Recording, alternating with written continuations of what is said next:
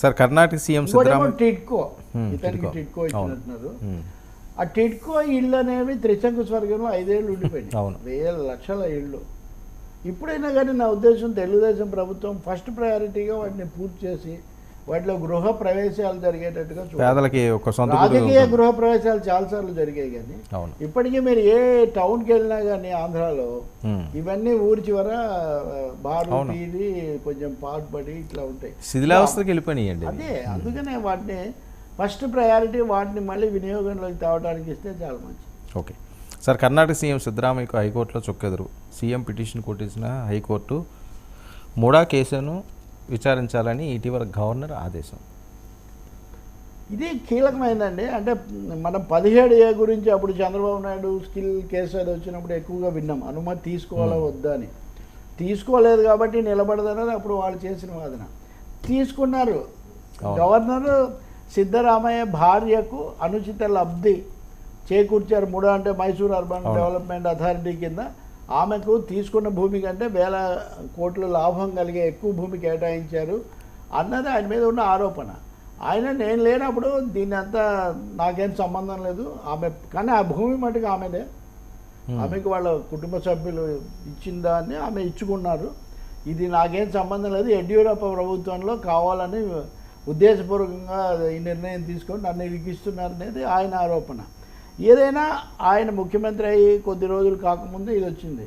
మీరు చూస్తే కనుక తిరుపతి లడ్డు వివాదంలో కూడా నందిని, సిద్ధరామయ్య వీళ్ళు ఇన్వాల్వ్. చాలా వరకు దక్షిణాది రాజకీయం ఇది కొంచెం కలిసి నడుస్తుంది. బీజేపీ అక్కడ ముఖ్య పాత్ర, అక్కడ కానీ తెలంగాణలో కానీ. సో వాళ్ళు దాన్ని తీసుకొని వచ్చినప్పుడు సిద్ధరామయ్య కోర్టులో స్టే తెచ్చుకో, ముందు లోయర్ కోర్టు ట్రయల్ కోర్టు విచారణ జరపండి అని అనుమతి ఇచ్చింది. ఇస్తే ఆయన దాన్ని సవాల్ చేశాడు. చేస్తే గవర్నర్ గెహ్లాట్ అని ఆయన ఉన్నాడు, ఆ గవర్నర్ అనుమతి ఇచ్చాడు. సిద్ధరామయ్యను విచారించండి, ఇక్కడ విచారించాల్సిన అంశం ఉంది, వేల కోట్ల ప్రభుత్వ ఆస్తికి ప్రభుత్వానికి నష్టం కలిగింది కాబట్టి విచారించండి అని. దాన్ని ఆయన సవాల్ చేశారు. అంటే కింద కోర్టు ఇచ్చిన దాన్ని సవాల్ చేస్తే హైకోర్టు కొన్ని రోజులు వాయిదా వేసి తర్వాత తీర్పు ఇస్తానంది. వాయిదా ఇచ్చింది కాబట్టి అనుకూలంగా వస్తుంది అనుకున్నారు, కానీ ఇప్పుడు పూర్తి తీర్పు అనుకూలంగా ఇచ్చి దీన్ని విచారించవచ్చు, ఇక్కడ అటువంటివి ఉన్నాయి, ఇది ఫిట్ కేస్ ఫర్ 17A అని చెప్పారు. చెప్తే వీళ్ళు ఇది చాలా దురుద్దేశపూర్వకమైంది, అంత తేలిక గవర్నర్ ఎలా అనుమతిస్తారు?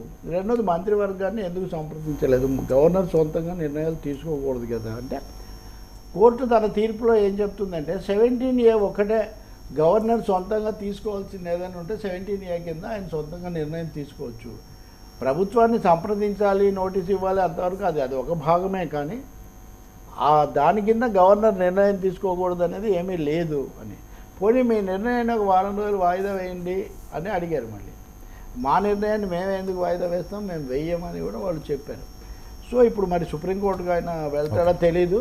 డికే శివకుమార్ మీద కూడా ఇలాంటి కేసులు చాలా పెట్టారు వాళ్ళు. శివకుమారు, సిద్ధరామయ్య ఇద్దరు కూడా దీన్ని తోసిపుచ్చుతూ మేము గట్టిగా పోరాడతాం, ఇవన్నీ దురుద్దేశపూరితం అన్నారు. బహుశా రాబోయే రోజుల్లో కేంద్ర రాష్ట్రాల మధ్య ఘర్షణ ఇంకా పెరగడానికి ఇది ఒక కారణం కూడా కావచ్చు. కర్ణాటకలో జరిగింది తీవ్రమైన అంశమే. గవర్నర్లు, ముఖ్యమంత్రుల మీద ఇప్పుడు జయలలిత మీద ఇచ్చినప్పుడు చెన్నారెడ్డి ఇచ్చేటప్పుడు గవర్నర్గా ఉంది. దానివల్ల ఆమె తర్వాత బతికినంతకాలం అదే ఆమెను వెంటాడుతూనే వచ్చింది.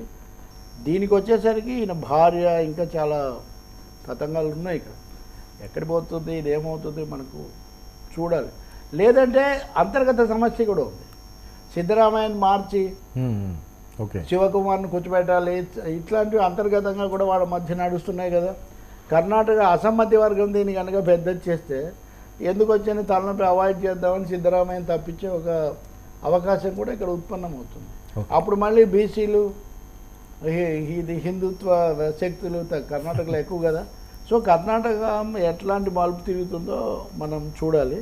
బట్ 17A అనేది ఎఫెక్టివ్గా వాడటం, హైకోర్టు కూడా దాన్ని ఆమోదించటం, గవర్నర్లకు కొంచెం ఊపు వచ్చే పని.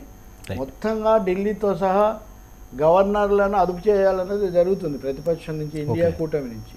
కానీ ఇది ఇంకా కొంచెం ఢిల్లీకి extension. Right sir, thank you so much Ravi గారు. ఇది ఈనాటి frankly with Telakapalli. Station to 19 news.